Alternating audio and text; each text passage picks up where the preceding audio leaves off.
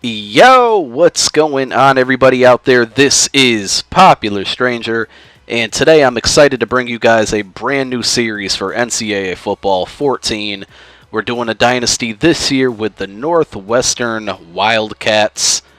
And again, I'm really excited to do it. It came down to UCLA and Northwestern. Those were my two choices.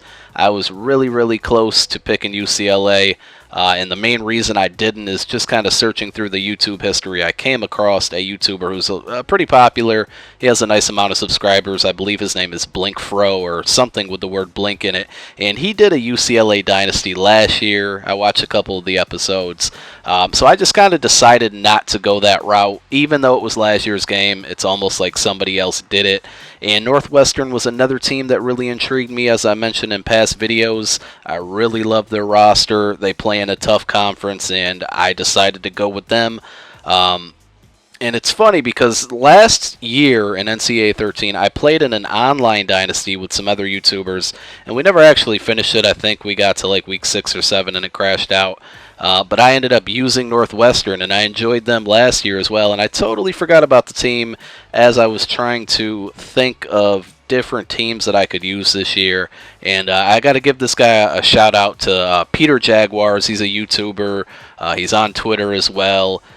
Basically, he put out an online gameplay when this game first came out, and he used Northwestern, and it just sparked a memory about this team. So I'm happy he made that video. I probably would have, came across the team as I was going through different rosters and stuff. But anyway, shout outs to him. So as the same as last year, we're playing this on Heisman difficulty, the hardest difficulty on the game. I'm not adjusting any sliders. You could see all the, the kind of the setup to it. And now we're going through the roster.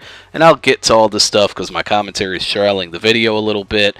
But we got a lot of time left in this video. Anyway, I'm playing on Heisman difficulty. Last year with Tulsa, I really enjoyed it. My first time ever doing a dynasty in NCAA football, and it was a lot of fun. I wish I would have completed more, and I definitely plan to do more than one season for this year's. I'm going to get right on it. So anyway, I kind of breezed through that season. I didn't really have many close games, many difficult games. There were a lot of easy wins, a lot of blowout wins.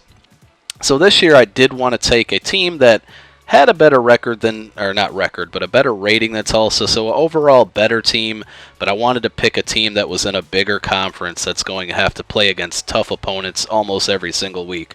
And Big Ten, even though they seem to get smacked around in real life in the bigger bowl games by the other conferences, it still really is a tough conference to play in. And, with Ohio State being as good as they were last year, they are definitely the team to beat in the Big Ten this year. And Northwestern is one of those teams that is lower on the list and not traditionally a great football program. So let's see what we can do with this team, see if we can turn it around.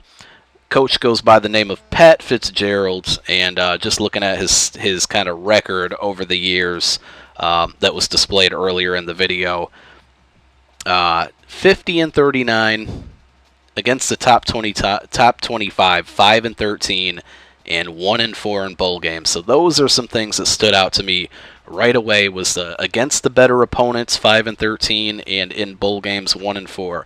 So it seems to me that Northwestern usually takes care of business when they play against the teams they're supposed to beat, but when it comes to pulling the upset, they're not very good at that. So that's one thing that we're really going to try to do this year. Obviously, the main goal is the BCS championship, national championship. And let me know in the comments. I'm pretty sure that the 4-team playoff starts this year, not only in real life, but in this game as well. If anybody's already completed a full season, is there a 4-team playoff, or are we still just kind of doing the best two records or BCS standings get to the national championship? Let me know.